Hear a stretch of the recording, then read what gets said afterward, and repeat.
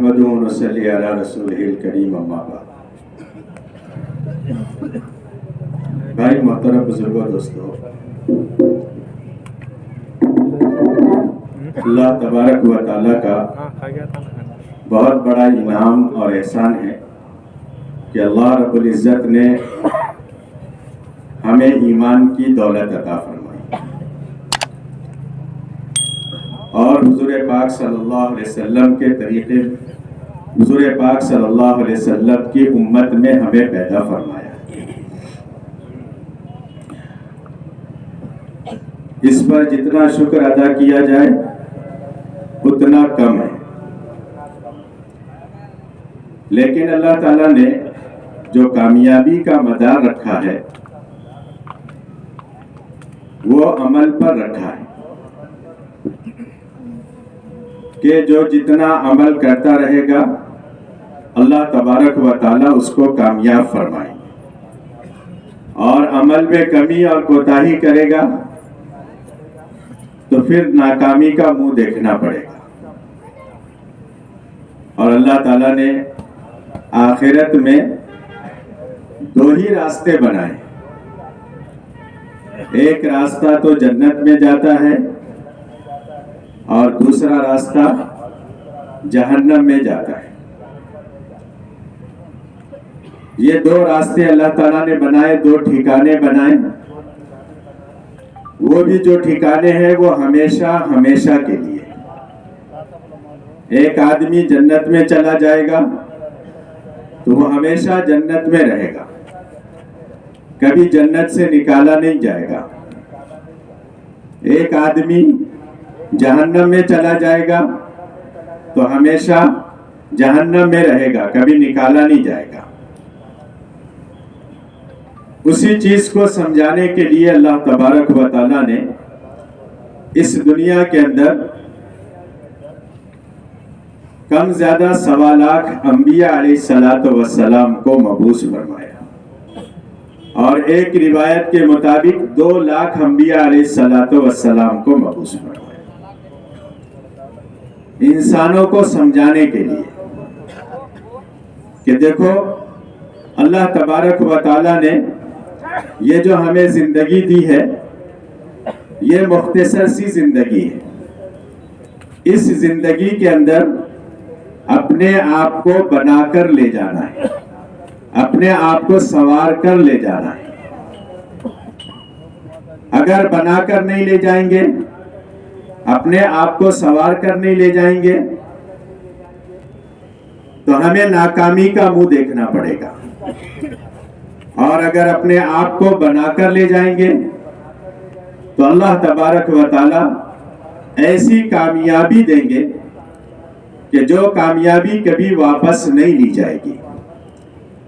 اس لیے کامیابی کا مدار اللہ کے حکم اور رسول پاک صلی اللہ علیہ وسلم کے طریقے پر رکھا ہے کہ جو لوگ اللہ کے حکموں کو پورا کرے گا اور نبی کے طریقے پر اپنی زندگی کو گزارے گا، اللہ تبارک و تعالیٰ اس کو کامیاب فرمائیں گے۔ لیکن حکموں کو زندہ کرنے کے لیے ماحول کا ہونا ضروری ہے، ماحول کا بننا ضروری ہے۔ اگر ماحول نہیں بنے گا تو پھر حکم پورا نہیں ہو سکے گا، چاہتے ہوئے بھی نہیں ہو سکے گا، اور ماحول بن جائے گا تو نہ چاہتے ہوئے بھی حکم پورا ہوگا۔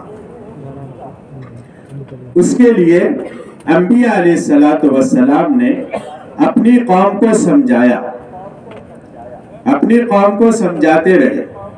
ہر نبی نے اپنی قوم کو یہ سمجھایا کہ دیکھو ایک اللہ کو مانو اور اسی اللہ کی مانو۔ جو بھی وقت کے نبی ہوتے وہ اپنی نبوت کی دعوت دیتے کہ مجھے اللہ کا نبی مانو، اور میں جو کہہ رہا ہوں اس پر عمل کرو۔ اللہ تبارک و تعالی ہمیشہ کی زندگی میں تمہیں کامیاب کر دے گا۔ کامیاب کیسے کرے گا؟ سورہ یاسین کے اندر سورہ یاسین کو قرآن پاک کا دل کہا جاتا ہے،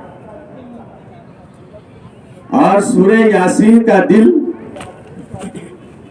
ایک کا جو واقعہ ہے حبیب نجار کا، اس کو اس کا دل کہا جاتا ہے سورہ یاسین کے۔ تو ایک نبی اس وقت کے وہ دعوت دے رہے ہیں اور یہ کہہ رہے ہیں کہ اے میری قوم کے لوگوں، ایک اللہ کو مانو اور اللہ کی مان کر چلو، دعوت دے رہے ہیں۔ تو پتا چلا کہ حبیب نجار جو تھا اس کو پتا چلا کہ میری قوم کے لوگ جو ہے اس شخص کو مار رہے ہیں پتھروں سے۔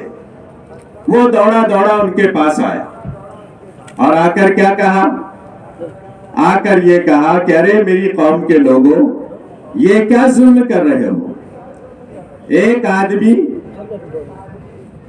بھلی بات بتا رہا ہے اور ایک اللہ سے ہونے کی دعوت دے رہا ہے، اور تم اس کو اس کے بدلے میں پتھر سے مار رہے ہو۔ یہ اس شخص نے کہا تو قوم نے یہ کیا کہ ان کو تو چھوڑا اور اس آدمی کو پکڑ لیا، حبیب نجار جس کا نام تھا، اور اس شخص کو اتنا پتھر مارا، اتنا مارا کہ وہ شہید ہو گیا، انتقال ہو گیا اس کا۔ اور انتقال ہونے کے بعد اللہ تبارک و تعالی نے اس کے ساتھ وہ معاملہ فرمایا، جنت میں انعامات، انعام اور اکرام۔ ہم تو سنتے ہی ہیں جنت کی نعمتیں کہ اللہ تبارک و تعالی ایسی نعمتیں عطا فرمائے گا کہ جو ہمارے ذہنوں پر اور ہماری سوچ بھی وہاں تک نہیں جائے گی، ایسی نعمتیں اللہ پاک عطا فرمائے گا، ہم سوچ بھی نہیں سکتے، ایسی نعمتیں اللہ پاک عطا فرمائے گا۔ تو اللہ نے ساری نعمتیں اس کو عطا فرمائی۔ چند جملے اپنی قوم کے لوگوں سے کہا تھا کہ ارے میری قوم کے لوگوں، تم یہ کیا کر رہے ہو، کیا ظلم کر رہے ہو؟ اس کے بدل میں ان کو شہید کر دیا، ختم کر دیا۔ تو اللہ تبارک و تعالیٰ نے وہ انعام اور اکرام سے نوازا۔ حالانکہ جنت افسوس کی جگہ نہیں ہے بھائی، افسوس کی جگہ، افسوس کی جگہ نہیں ہے۔ جنت کوئی غم کرنے کی جگہ نہیں ہے، جنت تو خوشیاں منانے کی جگہ، ہمیشہ عیش و آرام کی جگہ، عیش و عشرت کی جگہ، ہمیشہ نہ کوئی بیماری، نہ کوئی سردی، نہ گرمی، نہ بارش، نہ کسی کو بیماری ہوگی، نہ کسی کے لباس میلے ہوں گے، نہ کسی کو کھیتی کرنا ہے، نہ باغات لگانے ہیں، نہ باغات کاٹنا ہے، نہ کسی کو کوئی ملازمت کرنا ہے، نہ کسی کو کوئی کام کرنا ہی نہیں ہے، کوئی کام، اتنی آرام کی جگہ ہے۔ تو جنت افسوس کرنے کی جگہ نہیں ہے، لیکن یہ جو حبیب نجار تھا وہ وہاں افسوس کر رہا ہے، جس کو بیان کیا ہے سورہ یاسین، کہ وہ یہ افسوس کر رہا ہے کہ کاش کوئی ہوتا جو میری قوم کو یہ بات بتا دیتا کہ میرے دو چار جملے بولنے کی وجہ سے اپنی قوم کو اللہ تعالیٰ نے میرے ساتھ کتنا انعام اور اکرام کا معاملہ فرمایا۔ تو ماحول دعوت کی محنت سے بنتا ہے۔ جب انسان دعوت دیتا ہے تو اللہ پاک ماحول کو بناتے چلے جاتے ہیں، ماحول بننا شروع ہوتا ہے۔ اس لیے حضور پاک صلی اللہ علیہ وسلم کو 40 سال کی عمر میں نبوت ملی، لیکن بچپن سے لے کر 40 سال کی عمر تک آپ کو سارے مکہ والے اور سارے اطراف والے آپ کو امین کہتے تھے، امانت دار، امین کہتے تھے، کیونکہ دین سب سے بڑی امانت ہے، سب سے بڑی امانت ہے۔ تو اللہ تبارک و تعالیٰ نے سب سے پہلے اپنے نبی کو عوام کی زبان سے امین کہلوایا، اور دوسرا آپ صادق تھے، سچے تھے، کبھی آپ نے زندگی میں جھوٹ نہیں کہا، کبھی کوئی امانت میں خیانت نہیں کی، تو امین بھی کہلائے اور صادق بھی کہلائے، دونوں چیزیں۔ دین سب سے بڑی امانت ہے، تو پہلے اللہ تبارک و تعالیٰ نے ساری قوم سے یہ کہلوایا کہ یہ امین ہے، امانت دار ہے۔ 40 سال تک کہیں تنازع ہو جاتا تو اللہ کے نبی کے پاس آتے، کوئی مسئلہ ہوتا اللہ کے نبی کے پاس آتے، حجر اسود کو بٹھانے کا موقع آیا تو اللہ کے نبی کے پاس آئے، کوئی بھی مسئلہ ہوتا تو اللہ کے رسول کے پاس آتے۔ اور اللہ تعالیٰ نے سب سے بڑی جو انبیاء علیہ السلام کی صفت ہوتی ہے وہ حلم ہوتی ہے، بردباری، کہ لوگ جتنا ستاتے ہیں اتنا نرمی اختیار کرتے ہیں، لوگ جتنی تکلیف پہنچاتے ہیں اتنا ان کے ساتھ نرمی سے پیش آتے ہیں۔ یہ ساری صفات جو انبیاء کی ہے، امانت داری، صداقت، حلم، بردباری، یہ ساری چیزیں ایمان والوں کے اندر آنا چاہیے، کیونکہ ایمان والا بھی دین کا امانت دار ہے۔ اور ضروری نہیں کہ جس نے علم حاصل کیا، جس نے 4 مہینہ لگایا، جس نے چلہ لگایا تو وہی لوگ امانت دار ہوں۔ سارے ایمان والے، جتنے ایمان والے ہیں دنیا کے اندر، سب کے سب ایمان والے امانت دار، سب کے سب صادق، اور سب کی زندگی میں حلم اور بردباری آنا چاہیے۔ اس لیے کہ جب ہم دین کی دعوت کو پیش کریں گے کسی کے بھی سامنے تو اس کی طرف سے ہمیں تکلیف ضرور آئے گی۔ اب جب تکلیف آئے گی، پریشانی آئے گی، کبھی مصیبت آئے گی، کبھی گالی سننا پڑے گا، کبھی کسی کی کڑوی کسیری سننا پڑے گی، تو اندر حلم ہوگا، بردباری ہوگی، تو اس کو برداشت کریں گے، ورنہ پھر پتھر کا جواب کیسے دیں گے؟ پتھر سے دیں گے۔ تو پتھر کا جواب پتھر سے نہیں، پتھر کا جواب پھول سے دینا ہے، پتھر سے نہیں۔ تو نبیوں والی جو صفات ہوتی ہے وہ صفات ہماری زندگی میں آنا چاہیے۔ پھر اللہ کے رسول پاک صلی اللہ علیہ وسلم کو 40 سال کی عمر میں نبوت ملی، اور نبوت ملنے کے بعد نبوت ملنے کے بعد سے لے کر تو آپ کی وفات تک آپ کبھی اطمینان سے اور چین سے نہیں بیٹھے، بلکہ محنت کرتے رہے، اور کتنی محنت کی؟ یہ فرماتے ہیں، حیات الصحابہ میں لکھا ہے، حضرت زہیر بن منیب رضی اللہ تعالیٰ عنہ بعد میں اسلام قبول کیا، اس وقت اسلام نہیں قبول کیا تھا۔ یوں کہتے ہیں کہ میں نے اپنی آنکھوں سے دیکھا اور میں اس کا چشم دید گواہ ہوں۔ یوں کہتے ہیں کہ میں نے دیکھا کہ ایک خوبصورت چہرے والا صاف ستھرا لباس پہن کر اپنے گھر سے نکلا اور لوگوں کو دعوت دے رہا ہے۔ دعوت کس بات کی دے رہا ہے؟ ایمان کی دعوت دے رہا ہے، ایک اللہ سے ہونے کی، ایک اللہ سے ہونے کی۔ ہم کو بھی سب کو ایک اللہ سے ہونے کی دعوت دینا ہے، اپنے آپ کو بھی دینا ہے، اپنے دوستوں کو بھی دینا ہے، اپنے خاندان کو، اپنے قبیلے کو، اپنے گاؤں والوں کو ہر ایک کو ایک اللہ سے ہونے کی دعوت دینا ہے کہ اللہ کو ایک مانو اور اللہ کی مان کر چلو. ہمیں تو ایمان جو ملا ہے وہ وراثت میں ملا ہے. وراثت میں ہم نے کہاں محنت کی ہے؟ ہمارے دادا پردادا خاندان در خاندان مسلمان تھے تو ہم بھی مسلمان ہیں.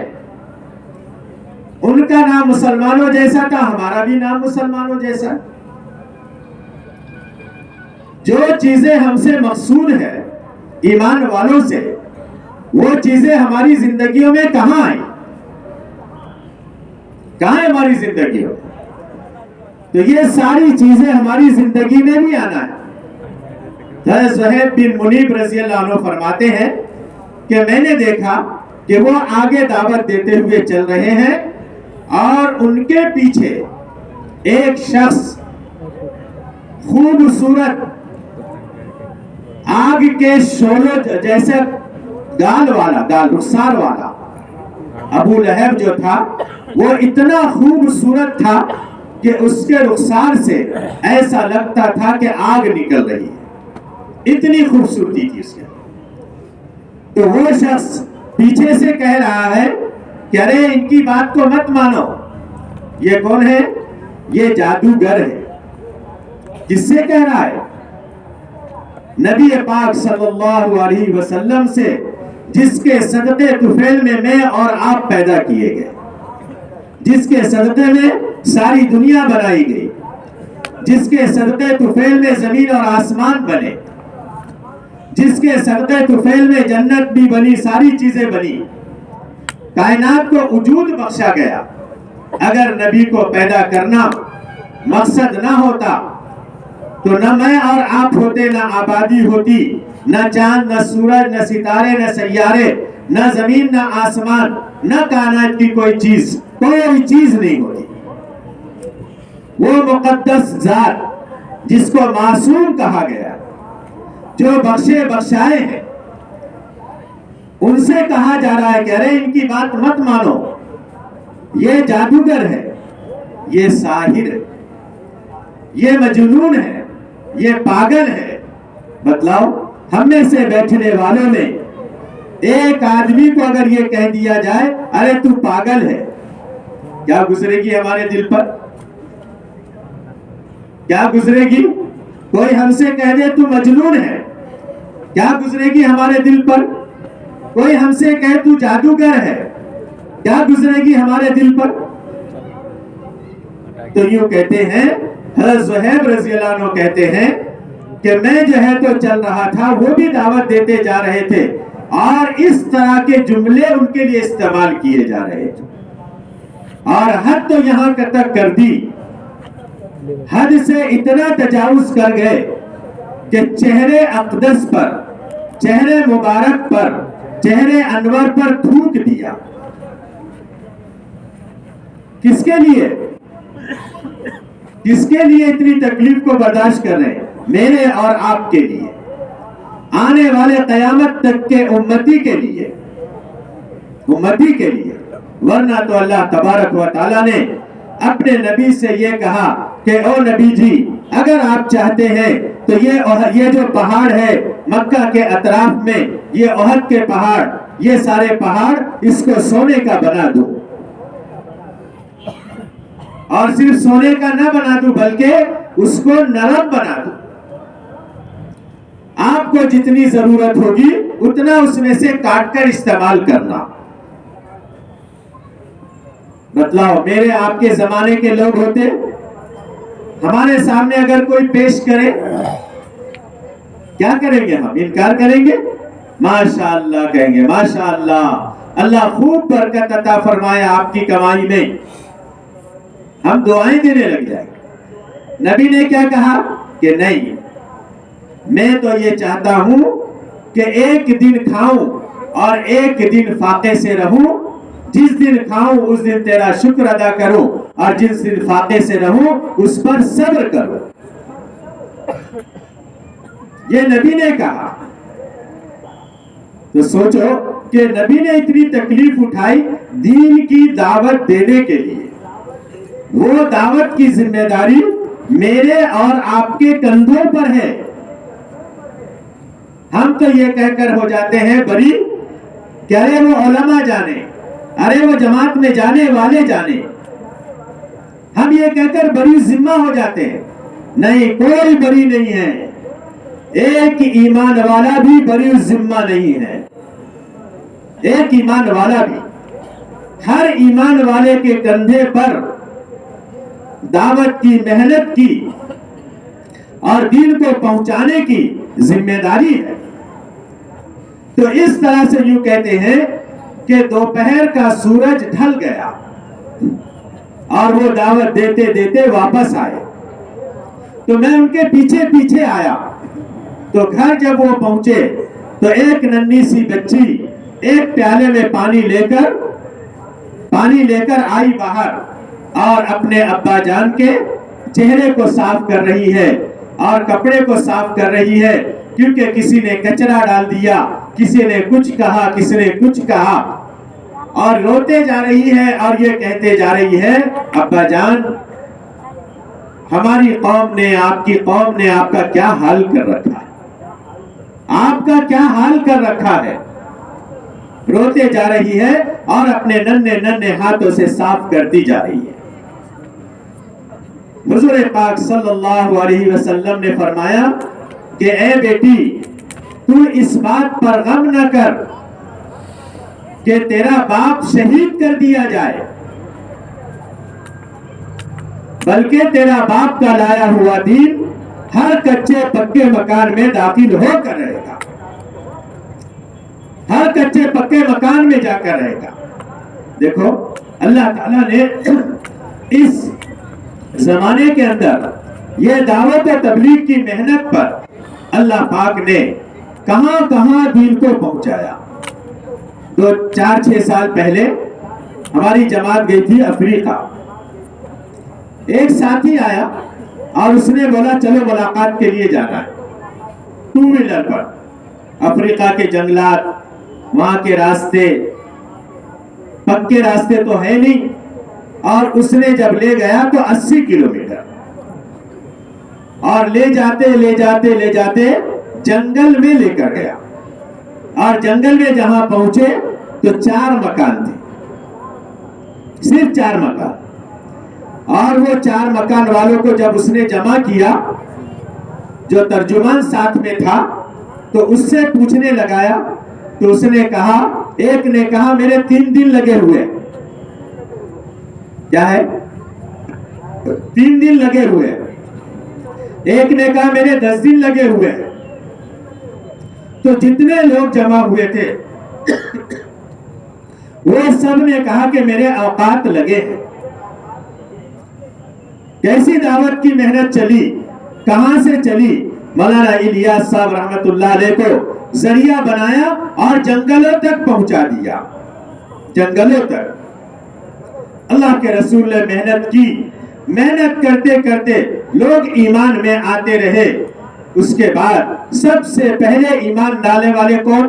مردوں میں حضرت ابو بکر صدیق رضی اللہ تعالیٰ عنہ، اور بچوں میں حضرت علی رضی اللہ تعالیٰ عنہ، عورتوں میں حضرت خدیجہ رضی اللہ تعالیٰ عنہ۔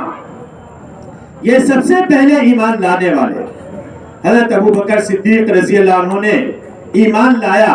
تو اس زمانے میں آج بھی مرکز نظام الدین سے اس بات پر زور دیا جا رہا ہے کہ انفرادی دعوت کو سب سے زیادہ اہمیت دی جائے، انفرادی ملاقات، انفرادی دعوت، ایک ایک کے پاس جانا، ایک ایک کے پاس بیٹھنا، اس کو دعوت دینا، اس کو دین کی ترغیب دینا، اس کو نماز کی ترغیب دینا، اس کو اعمال کی ترغیب دینا۔ حضرت ابو بکر صدیق رضی اللہ تعالیٰ عنہ نے ایمان لائے اور ملاقاتوں کا سلسلہ شروع کیا، انفرادی ملاقات، جو ان کے قریب تھے، جو دوست تھے، ان سے ملاقاتوں کا نظام شروع کیا، اور پہلے دن کی محنت اور دوسرے دن کی محنت، 2 دن کی محنت میں 9 لوگ اسلام میں داخل ہوئے۔ کتنے لوگ؟ 9 लोग इस्लाम में दाखिल हुए और वो 9 लोग उसी में से अक्सर अशरे मुबशरा में से। तो सहाबा ईमान कबूल करते और ईमान कबूल करने के बाद फिर दावत की मेहनत में लग जाते, दीन को पहुंचाने की मेहनत में लग जाते कि दीन को पहुंचाना है। 2 दिन की मेहनत में 9 लोग इस्लाम में दाखिल हुए, बाद में सिलसिला चलता रहा, मेहनतें होती रही। अल्लाह तबारक व तआला ने एक बड़ा अमला जो है तो अल्लाह के रसूल पाक सल्लल्लाहु अलैहि वसल्लम को अता फरमा दिया। उसी तरह से एक सहाबी हैं, ऐसा नहीं कि मक्का वाले ही इस्लाम कबूल करे। हज़रत बिलाल हबशी रज़ियल्लाहु अन्हु कहां से आए भाई? हबशा से आए, इस्लाम कबूल किया। एक के गुलाम थे, बाद में इस्लाम कबूल किया तो वहां पर सारे भेदभाव, ऊंच नीच, सारी चीजों को खत्म कर दिया। इस्लाम ने ये सारी चीजों को खत्म कर दिया। अब अंदाज लगाओ कि जो आदमी इतना काला कलोटा हो, जो सूरत के अंदर कुछ भी ना हो, अरबी और नस्ल ना हो, हबशा का रहने वाला हो, ऐसा शख्स जब ईमान लेकर आया तो सबसे पहला मुअज्जिन बिलाल रज़ियल्लाहु अन्हु है। अजान का शर्फ सबसे पहले उनको हासिल हुआ, वो भी कहां से? बैतुल्लाह पर खड़े रहकर। जबकि जितने साथ में थे वो ये सोच रहे थे कि हमें मौका मिलेगा, हमें मौका मिलेगा। हज़रत उमर रज़ियल्लाहु अन्हु जैसे सहाबी ये सोच रहे थे हमें मौका मिलेगा, हज़रत अली रज़ियल्लाहु अन्हु जैसे सोच रहे थे हमें मौका मिलेगा। लेकिन मौका किसको दिया गया? हबशा से आने वाले को दिया गया। बैतुल्लाह पर खड़े रहकर अजान दो, अजान का शर्फ हासिल हुआ, मुअज्जिन बने। सफर और हजर में अल्लाह के नबी पाक सल्लल्लाहु अलैहि वसल्लम के। तो कौन कहां से आया और कितनी मेहनत की? सहाबा मुस्तकिल मेहनत में लगे, काम में लगे। आज तो हम अपने कारोबार, अपनी मसरूफियात, अपनी खेती, अपनी दुकान, अपनी मुलाजिमत, अपने कारोबार, अपने बाल बच्चे, अपने दोस्त अहबाब, हम तो इसमें लगे हैं।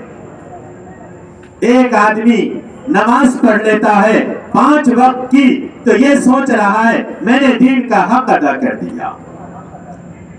रमजान आ गया, रमजान के रोजे रखा 1 महीना, सोच रहा है मैंने दीन का हक अदा कर दिया। मालदार है, ज़कात दे दिया, सोच रहा है दीन का हक अदा कर दिया। हज कर लिया, दीन का हक अदा कर दिया। हमारे जहनों में तो ये चीज हो गई। हालांकि ईमान का लाना, नमाज का पढ़ना, ज़कात का देना, हज का करना, रोजे का रखना, ये हमारी जिम्मेदारी है, जिम्मेदारी। क्योंकि हमने ये ऐलान किया है, हमने इसको कबूल किया है अल्लाह की गुलामी को। तो ये अल्लाह ताला ने हमारे जिम्मे रखा है, ये दीन का हक अदा करना नहीं है। तो जितने सहाबा आए, जितनों ने ईमान कबूल किया, सब मेहनत में लगे, अमाल के साथ, अपने अमल के साथ मेहनत में लगे। हज़रत तुफैल इब्न अम्र दोसी रज़ियल्लाहु ताला अन्हु, ये कबीले दोस के हैं, कबीले दोस के। मक्का मुकर्रमा तशरीफ लाए तो उस जमाने में माहौल कैसा बना हुआ था? मुसलमानों के खिलाफ, अल्लाह के नबी के खिलाफ हर एक ये प्लानिंग करता, रात और दिन ये प्लानिंग में लगा रहता कि कैसे मोहम्मद सल्लल्लाहु अलैहि वसल्लम को खत्म कर दिया जाए ताकि इस्लाम का नाम और निशान मिट जाए। ये प्लानिंग में लगे रहते, लेकिन अल्लाह ताला की प्लानिंग के आगे किसी की प्लानिंग नहीं चलती है। हज़रत तुफैल अम्र दोसी रज़ियल्लाहु ताला अन्हु कबीले दोस से आए, क्योंकि उस जमाने में भी ये रिवाज था कि जो भी मक्का मुकर्रमा आता वो तवाफ किए बगैर नहीं जाता था, तवाफ के बगैर नहीं जाता। मक्का में दाखिल हुए तो बहकाने वाले बहकाना शुरू किया, देखो तुम तो आए हो, लेकिन एक शख्स है हमारे पास, हमारे ही कबीले से, हमारे ही खानदान से, जरा एहतियात से रहना, اس کی بات جادو کی طرح اثر کر جاتی ہے. کیسی؟ جادو کی طرح اثر انداز ہوتی ہے. ذرا ہوشیار رہنا. اب ایک نے کہا، دو نے کہا، چار نے کہا، پانچ نے کہا.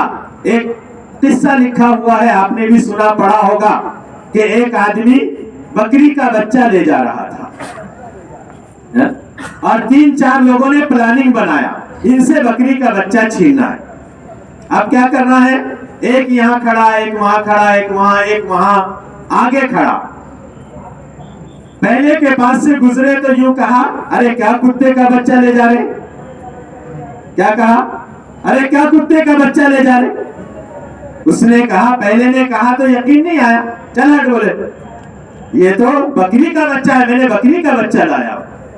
آگے گئے، دوسرے نے کہا، ارے کیا کتے کا بچہ لے جا رہے؟ تو تھوڑا شک میں آ گیا. کیا ہو گیا؟ شک میں آ گیا اور اس کو دیکھنے لگ گیا، واقعی میں بکری کا بچہ لے جا رہا ہوں یا کتے کا بچہ لے جا رہا ہوں. اب تھوڑا آگے گیا تو تیسرے نے کہا، ارے کیا کتے کا بچہ لے جا رہے؟ آپ تو اور پریشان ہو گیا کہ میری نظر نے دھوکہ تو نہیں کھا لی. چوتھے نے جب کہا، ارے کیا کتے کا بچہ لے جا رہے، تو حقیقت میں بدل گئے، یقین میں. اب پھینک دیا اس کو. وہ جو مقصد میں تھے کامیاب ہو گئے. ہو گئے نا کامیاب؟ ایسے ان کو بہکایا، سب نے بہکایا. دیکھو، ان کی بات مت سننا، ان کے قریب مت جانا، ان کی بات جادو کی طرح اثر انداز ہوتی ہے. اب انہوں نے بھی سنتے سنتے کیا کیا؟ اپنے کانوں میں روئی کے گالے ٹھوس لیے تاکہ اگر میں جاؤں تو میرے کان میں ان کی آواز ہی نہ پڑے. جب آواز نہیں پڑے گی تو سننے کا سوال ہی نہیں آتا، ان کی بات کا اثر کا سوال ہی نہیں آتا. اب جو ہے تو طواف کرنے لگے. اللہ کے رسول پاک صلی اللہ علیہ وسلم وہیں پر بیت اللہ کے اندر موجود تھے، قرآن پاک کی تلاوت کر رہے تھے. دیکھ، اللہ پاک کو جب ہدایت دینی ہوتی ہے، ہدایت کا جب دروازہ اس کے لیے کھول دیتے ہیں تو دل کی دنیا بدل جاتی ہے. اس نے دل میں یہ بات پیدا ہوئی، مکھی کی بھنبھناہٹ کی طرح قرآن پاک کی تلاوت کی آواز کانوں میں جانے لگی، کانوں میں آنے لگی، مکھی کی بھنبھناہٹ کی طرح. تو یہ کہا اپنے دل سے، طفیل تو بھی بڑا عقل مند انسان ہے، اپنی قوم کا سردار ہے، وقت کا شاعر ہے، اچھے برے کلام کی تجھے پرکھ ہے. اگر اچھا کلام ہوگا تو قبول کرنے میں کیا حرج ہے، اور خراب ہوگا کلام تو چھوڑ دیں گے. یہ کہہ کر کان میں سے روئی نکالی، کان میں سے پھایا نکال دیا. اب جب قرآن پاک کو سنا، کیونکہ اللہ پاک نے قرآن پاک کو ہدایت والی کتاب بنائی، ہدی للناس، سارے انسانوں کے لیے، خالی ہدی للمسلمین نہیں، ہدی للناس، سارے انسانوں کے لیے اللہ نے وہ کتاب بنائی. ایک کتاب میں واقعہ لکھا ہوا تھا، پڑوس ملک کے جو ہے تو صدر تھے، وہ امریکہ تشریف لے گئے. اور امریکہ جانے کے بعد وہاں کا مزاج کیا ہے؟ عیسائیت اور نصرانیت کا. تو پڑوس کے جمال عبد الناصر یا کچھ نام تھا ان کا اس وقت میں، جو بھی صدر تھے، تو ان کے سامنے عیسائیت کو پیش کیا، عیسائیت کو. اور کیا کہا؟ ارے کیا پڑے مسلمان بن کر، ہم جیسے بن جاؤ، ہم تمہارے ملک کو چمکا دیں گے، اتنی ترقی اور اتنی ترقی کر دیں گے تمہارے ملک کی کہ تم سوچ بھی نہیں سکیں گے. آ جاؤ عیسائیت کی طرف، یہ دعوت پیش کی. اب وہ تو سوچنے پڑ گئے، کیونکہ آج سے 40-50 سال پہلے کے جو بادشاہ بھی ہوتے تھے، جو حکمراں بھی ہوتے تھے، وہ دیندار ہوتے تھے، ان کے اندر دین کی رمق رہتی تھی، رمق رہتی تھی دین کی. وہ سوچ میں پڑ گئے، کوئی جواب نہیں دیا، خاموش وہاں سے واپس آ گئے. دوسری مرتبہ جانا ہوا تو دوسری مرتبہ جانے سے پہلے قاری عبد الباسط رحمت اللہ، کون؟ قاری عبد الباسط، یہ مصر کے ہیں نا؟ ہاں، قاری عبد الباسط، ان کو جو ہے تو یہ کہا، ہاں مصر کے تھے بادشاہ برابر، تو ان سے یہ کہا کہ دیکھو فلاں تاریخ کو ہمارے ساتھ آپ کو چلنا ہے۔ قاری عبد الباسط کہا کہ ٹھیک ہے، اب یہ پریشان میرے جیسے آدمی کا کیا کام وہاں پر یورپ امریکہ میں، میرا کیا کام؟ کہا کہ نہیں آپ کو چلنا ہے۔ تاریخ آئی، اس تاریخ میں اجلاس تھا، ان کو ساتھ لے گئے، ساتھ لے جانے کے بعد اجلاس ہوا، پھر انہوں نے کہا، جمال عبد الناصر نے یوں کہا کہ دیکھو میرے ساتھ ایک شخص آئے ہیں، یہ کچھ پڑھیں گے آپ لوگ سنو۔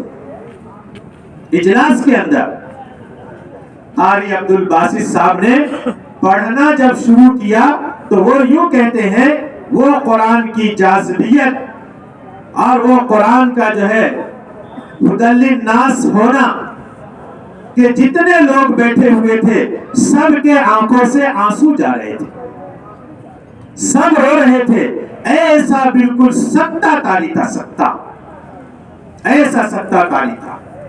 سوچو اللہ تعالیٰ نے، یہ بات الگ ہے کہ ہم نہ اس کے معنی سمجھتے ہیں، نہ اس کے مطالب کو سمجھتے ہیں، اور نہ اس بات کو سمجھتے ہیں کہ میرا اللہ مجھ سے کیا مطالبہ کر رہا ہے، کیونکہ ہم نے قرآن پاک کو اس طرح پڑھا ہی نہیں۔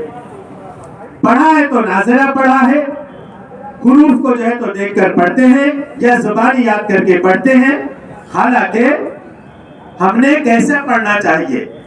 جتنا قرآن پڑھ رہے ہیں ایسا پڑھنا چاہیے کہ کم سے کم اس کے معنی ہمیں یاد ہو، تو نماز میں جی لگے گا، جی لگے گا۔ اس لیے تو کہا ہدی للناس ہے، ہدایت والی کتاب ہے۔ تو حضرت طفیل عمرو دوسی رضی اللہ عنہ آیا اور سنا، تو سننے کے بعد اللہ کے نبی کے قریب گئے اور جا کر کہا کہ مجھے مسلمان بنا دیجئے، میں اسلام قبول کرنا چاہتا ہوں۔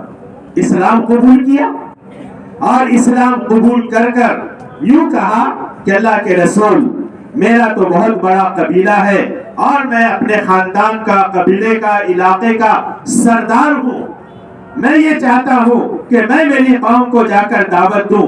اللہ کے رسول نے کہا کہ ٹھیک ہے، اجازت دے دی۔ ان کا جو قبیلہ آباد تھا، ان کی جو بستی آباد تھی، وہ ایک پہاڑی کے نیچے آباد تھی، پہاڑی کے نیچے۔ تو اللہ کے رسول سے کہا، اللہ کے رسول کچھ نشانی آپ مجھے دے دیجئے، وہ نشانی میں لے کر جاتا ہوں۔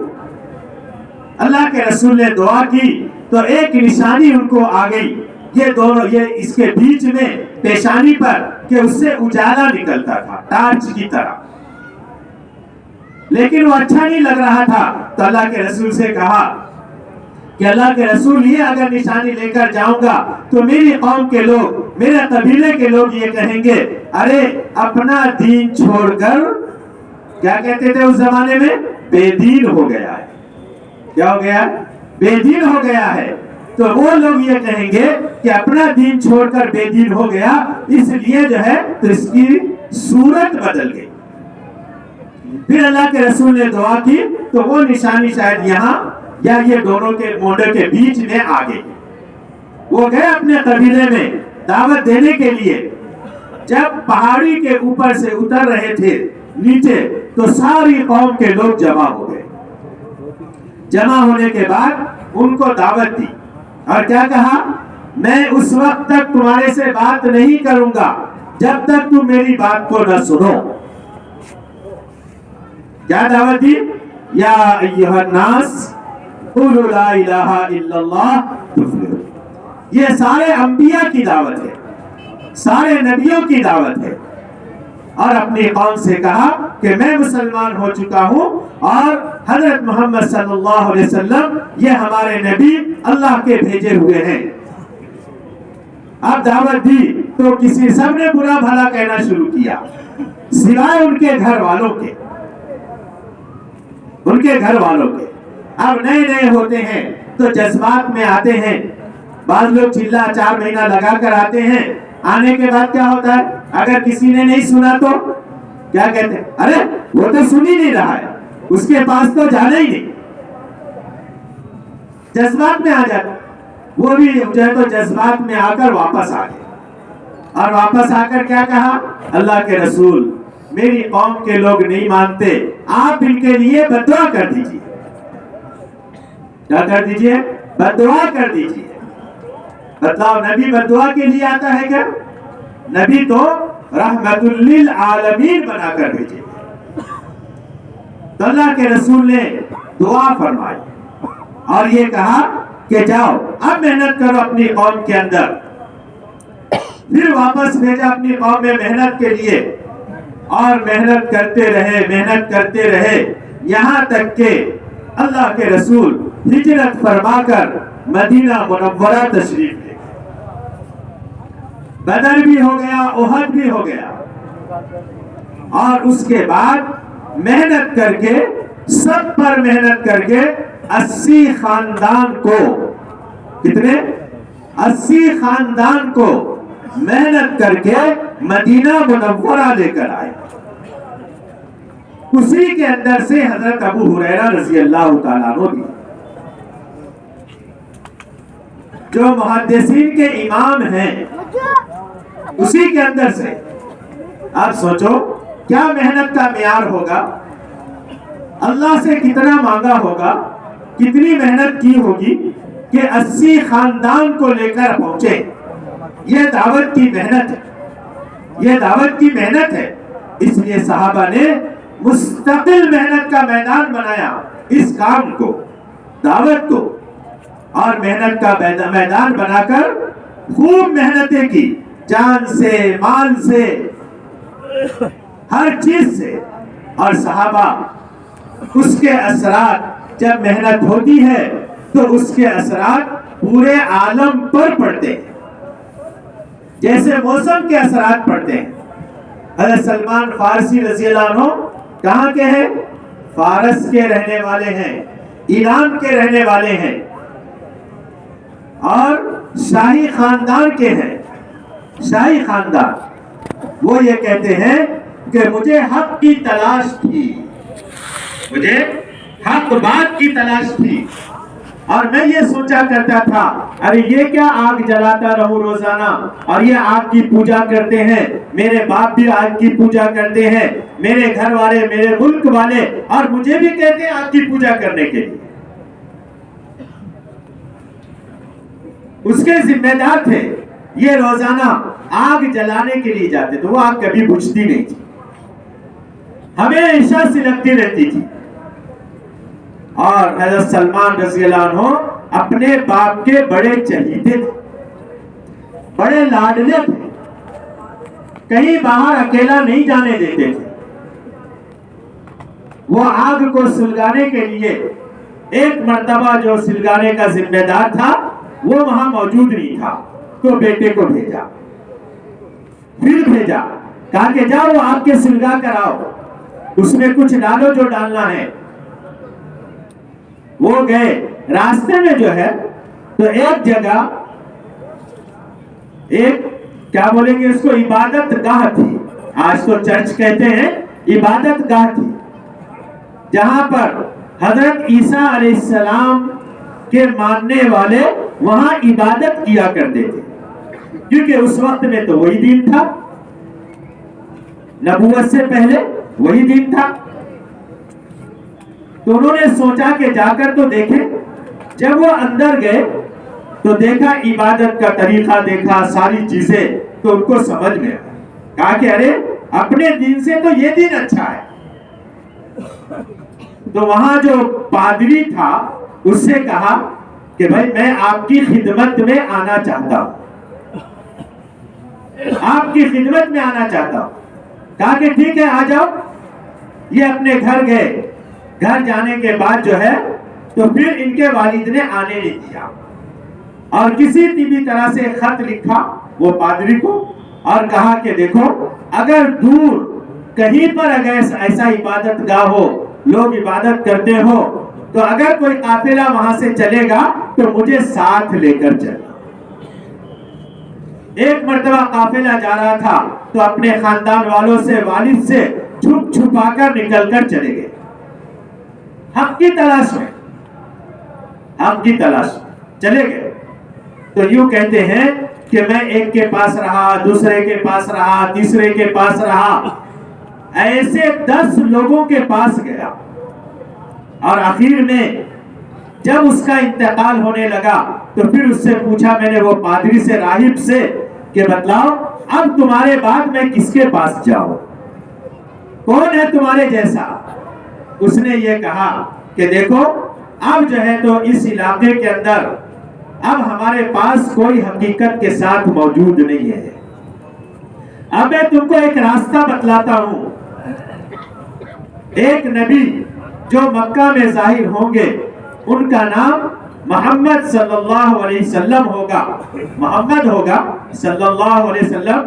بعد میں تو کہا کہ یہ ہوں گے، یہ نام کے مکہ میں پیدا ہوں گے، ان کی قوم انہیں نکال دے گی مکہ سے، اور وہ ایسی ایسی جگہ ہجرت کر کے جائیں گے جہاں پر کھجوروں کے باغات ہوں گے، ہرا بھرا ہوگا، اس جگہ اگر پہنچ سکتے ہو تو وہاں پہنچا۔ یہ راستہ بتلایا۔ اب راہب کا تو انتقال ہو گیا، اب لوگ اس زمانے میں تجارت کی غرض سے جایا آیا کرتے تھے، ایک ملک سے دوسرے ملک، تو ایک قافلہ تجارت کے لیے جا رہا تھا، تو ان کے ساتھ یہ ہو رہی ہے، اور یہ کہا کہ میں آپ لوگوں کو اتنے اتنے پیسے دوں گا، آپ مجھے ایسی جگہ پہنچا دینا۔ لیکن ان کے ساتھ دھوکہ ہو گیا۔ دھوکہ کیا ہوا کہ جس کو کہا تھا مجھے پہنچا دینا، پیسہ دوں گا، اس نے ان کو بیچ دیا، غلام بنا کر بیچ دیا، اور غلام بنا کر بیچنے کے بعد وہ بھی جو ہے تو مدینہ گیا، مدینہ، اور مدینہ جانے کے بعد اس نے بھی بیچ دیا، ایک یہودی کے ہاتھوں چلا، وہ جو ہے تو غلام بن گئے یہودی کے۔ کھجوروں کے باغات، نشانی سے تو یہ سمجھ میں آیا انہیں کہ ارے یہ نشانی سے تو ایسا لگتا ہے کہ یہ جگہ ہے جہاں پر وہ نبی آنے والے ہیں ہجرت کر کے، جگہ تو ایسی ہی ہے، اور کچھ نشانیاں بتلائی تھی۔ اس راہب نے کہا تھا 3 نشانیاں ہیں، ایک تو یہ کہ تم صدقے کا مال ان کو دو گے تو وہ صدقے کا مال نہیں کھائیں گے، قبول نہیں کریں گے، ایک نشانی یہ۔ دوسری نشانی، جب آپ تحفہ دیں گے، ہدیہ دیں گے تو وہ قبول کریں گے۔ تیسری نشانی یہ مہر نبوت کی نشانی، کہا کہ یہ 3 نشانیاں ان کے اندر ہوگی۔ تو یوں کہتے ہیں، وہ خود اپنی سرگزشت بیان کرتے ہیں کہ میں جو ہے تو ایک مرتبہ دن میں کھجور کے درخت پر چڑھا ہوا تھا، اور میرا مالک، میرا آقا نیچے تھا، تو مدینہ کے اندر ایک شور سا برپا ہوا، اور ایک یہودی دوڑتا ہوا آیا اور آ کر میرے مالک سے یوں کہا کہ ارے تمہیں پتا ہے کہ وہ نبی جو مکہ کے اندر مبعوث ہوئے، وہ نبی ہمارے یہاں آ چکے ہیں۔ تو میرے کان تو ایک دم ٹائٹ ہو گئے کہ ارے مجھے تو پتہ لگ گیا کہ یہی جگہ ہے، اور میرے اندر کپ کپی طاری ہو گئی، ایسی کپ کپی آ گئی کہ میں اترنا چاہ رہا تھا تو اترنے کی بجائے میں گر گیا، نیچے گر گیا۔ اور میں نے اس شخص سے پوچھا ارے تم کیا کہہ رہے تھے میرے آقا سے؟ تو کہا کہ میرے آقا نے ایک تماچا لگایا اور کہا کہ جا اپنا کام کر، تیری کیا ضرورت ہے یہاں پر؟ تو میں اس کا کام کرتا رہا اور کام کرتا رہا، لیکن جانے کا موقع نہیں مل رہا تھا۔ ایک دن میں نے تھوڑی سی کھجوریں لی اور اللہ کے رسول کے پاس گیا، اور جا کر میں نے پیش کیا، چہرے سے تو سمجھ میں آ گیا کہ واقعی یہ اللہ کے رسول ہیں۔ میں نے پیش کیا کہ یہ صدقے کا مال ہے، اللہ کے رسول نے دوسروں کو دے دیا، خود نے نہ نوش فرمایا نہ قبول کیا۔ یوں کہتے میں دے کر آ گیا، اور دے کر آنے کے بعد پھر میں اپنا کام کرتا رہا اپنے آقا کا۔ پھر دوسری مرتبہ موقع ملا تو پھر گیا کچھ کھجوریں لے کر، اور میں نے کہا یہ ہدیہ ہے، تو آپ نے قبول کر دیا۔ 2 نشانی پوری ہو گئی، اب تیسری نشانی باقی تھی تو اللہ کے رسول نے فرمایا کہ تیسری نشانی بتا دوں. وہ ادھر ادھر پھر رہے تھے, پیچھے جا رہے تھے, آپ کو چادر لپٹی ہوئی تھی. کہا کہ بتا دوں. آپ نے چادر اٹھائی اور تیسری نشانی بتا دی, مہر نبوت کی. آپ نے اس کا بوسہ لیا. حضرت سلمان رضی اللہ تعالیٰ عنہ نے کئی دن ایسے غلامی کے گزر گئے. حالانکہ کون ہے؟ شاہی خاندان کا انسان, لیکن حق کی تلاش میں, ایمان کی تلاش میں, حق بات کی تلاش میں اپنے آپ کو جھونک دیا مصیبتوں میں. ہم نے کہاں مصیبتیں اٹھائی؟ ہم نے کہاں پریشانی اٹھائی ہے کبھی؟ اگر یہ ایمان پریشانیوں سے, مصیبتوں سے اور محنت کے ساتھ آئے گا تو دلوں کے اندر ایسا رچ بس جائے گا کہ کتنے بھی حالات آئیں گے وہ حالات سے ڈگمگائے گا نہیں. کتنے بھی حالات آئیں گے. تو کہا کہ میں ایسی غلامی کی زندگی گزارتا رہا. ایک مرتبہ اللہ کے رسول نے فرمایا کہ اس کو کچھ دے کر غلامی سے آزادی لے لو, خلاصی لے لو. کہا کہ اللہ کے رسول میرے پاس تو کچھ بھی نہیں ہے, میرے پاس تو کچھ نہیں ہے. اور اس سے جب پوچھا گیا تو اس نے تو سونے کا انڈے کے برابر جتنا وزن ہوتا ہے اتنا سونے کا مطالبہ کر دیا, اور 300 بعض کہتے ہیں 400 کھجور کے درخت کا مطالبہ کر دیا. وہ بھی ایک ہی جگہ چاہیے, الگ الگ نہیں چاہیے. 100 یہاں 100 وہاں 100 وہاں نہیں, ایک ہی جگہ چاہیے. تو اللہ کے رسول کے پاس آ کر کہا تو ایک جگہ ایک مرتبہ آپ کے پاس کچھ سونا آیا تو آپ نے ان کو دیا. کہا کہ دو اپنے مالک کو دے کر آ جاؤ. کہا کہ اللہ کے رسول یہ تو تھوڑا معلوم ہوتا ہے. کہا کہ جاؤ دے کر آؤ. جب جا کر دیا اور اس کو گنا تو جتنا اس کا مطالبہ تھا اتنا ہی وہ بھر. ایک پورا ہو گیا, ایک شرط پوری ہو گئی. اب کھجور کے درخت. تو اللہ کے رسول نے صحابہ کے اندر اعلان کیا کہ دیکھو اپنے بھائی کو غلامی سے آزاد کرانے کے لیے اتنے اتنے کھجور کے درخت کا مطالبہ ہے. تو ہر صحابی نے جس کی جتنی استعداد تھی, کسی نے 10, کسی نے 15, کسی نے 20, کسی نے 25, کسی نے 50, ہر ایک نے لالا کر دینا شروع کیا. تو اتنی تعداد ہو گئی. اللہ کے رسول خود تشریف لے گئے, آپ نے اپنے ہاتھوں سے لگایا, 1 سال کے اندر اس میں پھل آنا شروع ہو گیا. آتا ہے کہ 1 سال میں پھل کس کی برکت ہے؟ اللہ کے نبی پاک صلی اللہ علیہ وسلم کی برکت. کیونکہ اس کی ایک شرط یہ بھی تھی کہ وہ پھلدار چاہیے. کیا چاہیے؟ پھلدار چاہیے. 1 سال کے اندر اس میں پھل آنے لگے. اب سوچو کہ فارس سے آ کر اتنی محنت کر کے اللہ کے نبی کے ہاتھ پر ایمان قبول کیا اور پھر محنت میں لگے. خندق کی رائے کس نے دی؟ کس نے دی؟ مدینہ منورہ. صحابہ نے یوں کہا کہ ہم تو اندر رہ کر ہی جو ہے تو دفاع کریں گے, اندر رہ کر ہی دفاع کریں گے. کیونکہ مدینہ کے چاروں طرف جو لوگ گئے ہوں گے انہوں نے دیکھا ہوگا کہ مدینہ کے چاروں طرف ایسے جو ہے تو ہرے ہیں کہ انسان چل نہیں سکتا ہے, جانور کا چلنا مشکل ہے. چاروں جانب صرف جہاں پر خندق کھودی گئی وہی راستہ اتنا اندر آنے کا, وہی راستے سے آسانی سے آ سکتے. حضرت سلمان فارسی رضی اللہ عنہ نے رائے دی کہ اللہ کے رسول میری رائے ہے کہ وہاں پر خندق کھود دی جائے. انہیں تو پتہ ہی نہیں تھا جب تک عرب والوں کو. اللہ کے رسول نے رائے پسند کی اور وہ خندق کھودی گئی ان کی رائے پر. اور ہر غزوے کے اندر شریک رہے, کبھی انکار نہیں کیا, کبھی یہ نہیں کہا کہ نہیں میں نہیں آ سکتا, میرا یہ عذر ہے, میرا یہ عذر ہے. اس لیے اللہ کے رسول نے کہا کہ یہ اہل بیت میں سے مرتبہ دیا, سب کو, ہر ایک کو مرتبہ دیا. بلال حبشی رضی اللہ عنہ کو مرتبہ دیا, حضرت سلمان فارسی رضی اللہ عنہ کو مرتبہ دیا, حضرت ابو ذر غفاری رضی اللہ عنہ کو مرتبہ دیا، وہاں پر اسلام نے سارے اونچ نیچ، ادنا اور اعلیٰ سب کو ختم کر دیا، سارے تفرقوں کو ختم کر دیا، سب چیز کو۔ تو جب جا کر ماحول جب بننا شروع ہوا، ماحول جب بنتا رہا تو ماحول کے بننے کے بعد پھر اعمال کا کرنا آسان ہوا۔ مولانا عمر صاحب پالن پوری رحمت اللہ ہے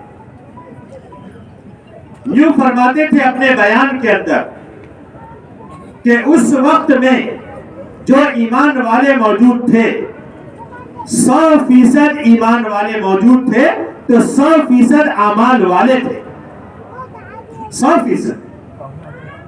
اتنا ماحول بنا ہوا تھا، ایسے اعمال سب میں زندہ تھے کہ ایک منافق کی مجال نہیں تھی کہ وہ جماعت کی نماز چھوڑ کر نماز ادا کرے۔ حالانکہ نفاق کا ٹھپا لگا ہوا ہے کہ یہ منافق ہے، اس کے باوجود کبھی اس کی ہمت نہیں کہ جماعت کی نماز چھوڑ کر جو ہے تو زندگی گزارے۔ آج تو ہم ایمان کا دعویٰ کرنے والے، میں مسلمان ہوں، میں ایمان والا ہوں، اور عمل سے کوڑا ہے، تو ماحول جب اس طرح کا بنا کہ 100% ایمان والے 100% اعمال والے تھے، تو یوں فرماتے تھے مولانا عمر صاحب پالن پوری رحمت اللہ علیہ کہ 100% اعمال والے ہونے کی وجہ سے غیروں کا ایمان میں آنا آسان تھا، غیروں کا ایمان میں آنا آسان تھا، اور جتنے ایمان والے تھے ان کا اعمال پر جمنا آسان تھا۔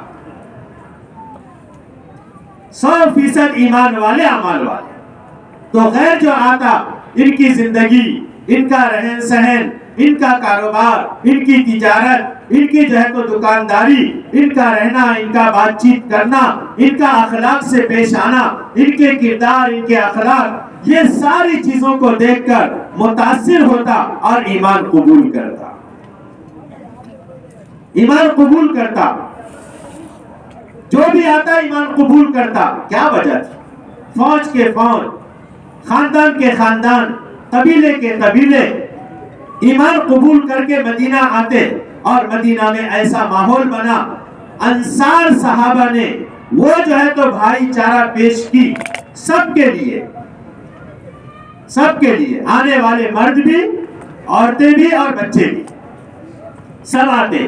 تو اللہ کے رسول جب مہمان آ جاتے یہ نئے اسلام قبول کر کے، تو اللہ کے رسول پہلے اپنے گھروں کے اندر بھیجتے کہ جاؤ بلال دیکھ کر آؤ، بلال رضی اللہ عنہ کو کہتے دیکھ کر آؤ کسی گھر میں کوئی چیز ہے کیا، اگر ہوتا تو وہاں سے منگواتے، اور نہ ہوتا تو پھر صحابہ کے سامنے اعلان کرتے کہ دیکھو یہ مہمان ہیں، ان کو کون اپنے ساتھ لے جائے گا۔ تو ماحول کیسا بنا کہ خود بھوکے ہیں اور مہمان کو کھلا رہے ہیں، بچے بھوکے ہیں مہمان کو کھلا رہے ہیں، بیوی بھوکی ہے مہمان کو کھلا رہے ہیں۔ آج تو ہم یہ سوچتے ہیں کہ میں پیٹ بھر کر کھا لوں اور چاہے سب لوگ بھوکے رہ جائیں، چاہے لوگ بھوکے مر جائیں۔ ہمارے اخلاق، ہمارے کردار، ہماری عبادتیں، ہمارے معاملات، ہماری معاشرت، کہاں گئے ہماری معاشرت؟ کہاں گئے ہمارے ایمانیات، ہمارے عبادات اور لوگوں کی خدمت کرنا؟ یہ تو انہوں نے ساری چیزیں کی اور ہمارے سامنے نمونہ پیش کیا۔ حضرت ابو بکر صدیق رضی اللہ عنہ کا انتقال ہوا، حضرت عمر رضی اللہ تعالیٰ عنہ خلیفہ بنائے گئے۔ حضرت ابو بکر رضی اللہ تعالیٰ عنہ ایک راستے سے ہمیشہ جایا کرتے تھے جنگل میں۔ انتقال کے بعد یہ بھی نکلے، کسی نے کہا کہ اس راستے سے جاتے تھے اور کھانا لے کر جاتے تھے، کھانا لے کر۔ حضرت عمر رضی اللہ تعالیٰ عنہ بھی لے کر گئے کھانا، اور لے جانے کے بعد ایک جگہ پر راستہ ختم ہو گیا جھوپڑی میں. جھوپڑی میں دیکھا تو ایک بوڑھا آدمی جس کو نظر بھی نہیں آتا وہ بیٹھا ہوا ہے. اس کو اپنے ہاتھ سے کھلانے لگے. جیسے نوالا منہ کے سامنے لے گئے تو وہ نابینا آدمی نے کہا کہ ایسا لگتا ہے کھلانے والا بدل چکا ہے. کھلانے والا بدل چکا ہے. تو کہا کہ تجھے کیسا معلوم کھلانے والا بدل گیا؟ کہا کہ اصل بات یہ ہے کہ وہ جو آتے تھے کھلانے کے لیے وہ لقمہ پہلے خود اپنے منہ میں ڈالتے, اس کو چباتے اور اس کو چبا کر اپنی زبان سے میرے منہ میں ڈالا کرتے تھے. نابینا ہے, اس کی خدمت. ہم تو رشتہ داروں کو ہکال دیتے, ہم تو پڑوسیوں کو ہکال دیتے ہیں, پڑوسیوں سے لڑائیاں کرتے ہیں, رشتہ داروں سے لڑائیاں کرتے ہیں. ماں کا حق ادا نہیں کرتے, باپ کا حق ادا نہیں کرتے, بہنوں کا حق ادا نہیں کرتے, بھائیوں کا حق ادا نہیں کرتے, پڑوسیوں کا حق ادا نہیں کرتے. ان سب کا حق ہم پر ہے. تو یہ ساری چیزیں ایمانیات کی لائن کی, عبادات کی لائن کی, معاملات کی لائن کی, معاشرت کی لائن کی اور اخلاقیات کی لائن کی, یہ ساری چیزیں صحابہ میں زندہ تھی, 100% زندہ تھی, 100%. آج یہ چیزوں کا ایک دم فقدان ہو چکا ہے. بالکل خود بھوکے ہیں, دوسرے کو کھلا رہے ہیں. تو جماعتیں جو آ جاتی تو اللہ کے رسول کیا کرتے, کون لے جائے گا اپنے محلے میں, اپنی مسجد میں؟ صحابہ اپنے محلے اپنے مسجد میں لے جاتے, مستورات کو اپنے گھر لے جاتے اور گھر لے جا کر ان کی خدمت کرتے, ان کو سکھاتے دین ہفتہ بھر کے لیے, 2 ہفتے کے لیے. اور جب مسجد نبوی میں آتے تو اللہ کے رسول پاک صلی اللہ علیہ وسلم ان آنے والے مہمانوں سے کارگزاری لیتے, کیا کیا آپ نے سیکھا اور میرے صحابہ نے کیا سکھایا. کارگزاری لیتے, کیا سکھایا. کوئی اتحیات سناتا, کوئی سورہ فاتحہ سناتا, جس نے جو یاد کیا وہ سناتا. اور اللہ کے رسول سنا کرتے تھے. اور ایک چیز یہ پوچھتے وہ مہمانوں سے, آنے والوں سے, کہ بتلاؤ میرے صحابہ کو کیسے پایا. کیا کہتے آنے والے مہمان؟ آنے والے مہمان کہتے یہ دن میں ہمارے معلم ہیں, معلم یعنی سکھانے والا, اور رات میں یہ ہمارے خادم ہیں یعنی خدمت کرنے والا. صحابہ معلم بھی ہیں اور خادم بھی, آنے والوں کی خدمت بھی کر رہے ہیں اور آنے والے کو دین سکھا بھی رہے ہیں. دونوں چیزیں ہو رہی ہیں. تو ماحول جب بنا تو ماحول کے بننے کے بعد ہر ایک کا دین پر چلنا پوری حقیقت کے ساتھ آسان ہوا, لیکن ماحول بنا دعوت کی محنت سے. اس لیے دیکھو امام مالک رحمت اللہ علیہ کا فرمانا کہ اس امت کی اصلاح, اس امت کی اصلاح اس وقت تک نہیں ہو سکتی ہے جو طریقہ کار سے صحابہ کے زمانے میں, اللہ کے رسول کے زمانے میں جس طریقہ کار سے اصلاح ہوئی اسی طریقہ کار سے آج بھی اصلاح ہوگی. تو کیا طریقہ کار تھا؟ طریقہ کار یہ تھا کہ صحابہ اپنی جان اپنے مال کو لے کر اللہ کے راستے میں در در کی ٹھوکریں کھایا کرتے تھے, در در کی ٹھوکریں اللہ کے راستے میں. حضرت عقبہ بن نافع رضی اللہ تعالیٰ عنہ یہ صحابی ہیں اور پورے جو ہے تو افریقہ میں, بر اعظم افریقہ میں محنت کی, اور محنت کرتے کرتے پوری جماعت ہے ساتھ میں, محنت کرتے کرتے کرتے کرتے سمندر کے کنارے گئے جہاں پر آگے کوئی انسانوں کی آبادی نہیں. بحر اٹلانٹک میں گئے اور وہاں جا کر اپنے گھوڑے کو سمندر میں ڈالا. کہاں تک ڈالا؟ جہاں تک گھوڑے کے سینے کو پانی لگتا تھا.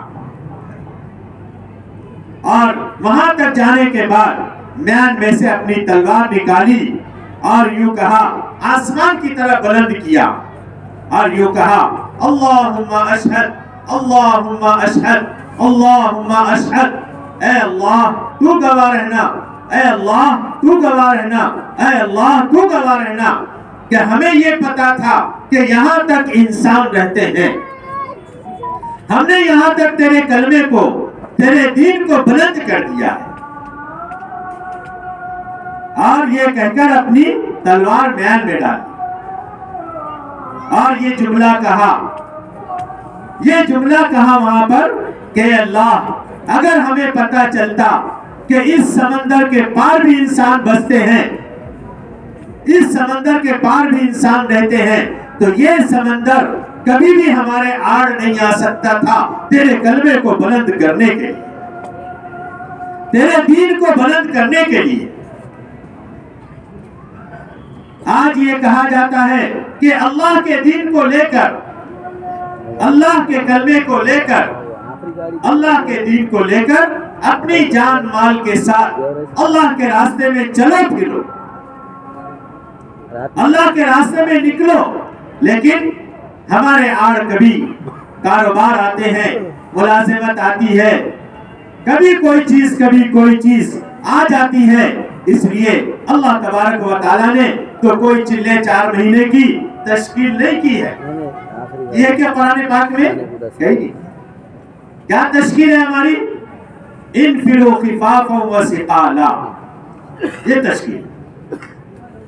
تشکیل ہے، چاہے ہلکے ہو چاہے بھاری ہو، ہر حال میں اللہ کے راستے میں نکلو، ہر حال میں اللہ کے راستے میں چلو۔ ہماری تو یہ تشکیل ہے۔ چلے 4 مہینے یہ تو عادت ڈالنے کے لیے ہے، عادت ڈالنے کے لیے کہ ہم عادت ڈالیں، یہاں پر چلہ لگائیں، 4 مہینہ لگائیں، 5 مہینہ باہر ملکوں میں چلیں، باہر ملکوں میں جائیں، مستورات کے ساتھ جائیں، چلتے رہیں۔ اللہ کی مدد کیا ہے؟ جب اللہ کی مدد کی جائے گی تو اللہ پاک ہماری مدد کرے گا۔ ہارون رشید کے زمانے میں آپ نے سب نے سنا ہے نا، ان کے زمانے میں ایک مرتبہ مشورہ ہوا، علماء اور صلحاء بادشاہ کے سامنے بیٹھے ہیں، کیونکہ بہت دیندار بادشاہ تھے، اور یہ مشورہ کیا کہ ہماری سلطنت کے اندر ایسی کون سی جگہ ہے جہاں پر آج تک اللہ کا دین نہیں پہنچا، وہاں پر جماعت جانا چاہیے۔ نقشہ سامنے رکھا ہے، نقشے میں طے کیا گیا، اس جگہ نہیں پہنچا، جماعت بنی دونوں کو ملا کر، اس میں علماء بھی ہیں اور صلحاء بھی ہیں، اور وہ جماعت سفر پر روانہ ہوئی تو 1 سال کے بعد پہنچی۔ ہوائی جہاز تو تھے نہیں، تیز رفتار گاڑیاں تو تھی نہیں، ٹرینیں تو تھی نہیں، اونٹ کی سواری، گھوڑے کی سواری، خچر کی یا گدھے کی سواری، 1 سال کے بعد پہنچے۔ اور جب وہاں پہنچے ہیں اس جگہ پر تو وہاں فجر کی اذان ہو رہی تھی۔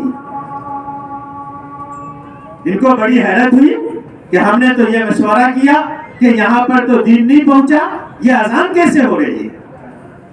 تھوڑا تیز چلے جو جماعت کے امیر تھے، اذان دینے والے کی اذان ختم ہوئی، اس کا ہاتھ پکڑ کر پوچھا کہ تو نے جو اذان دی ہے یہ کون یہاں پہنچایا؟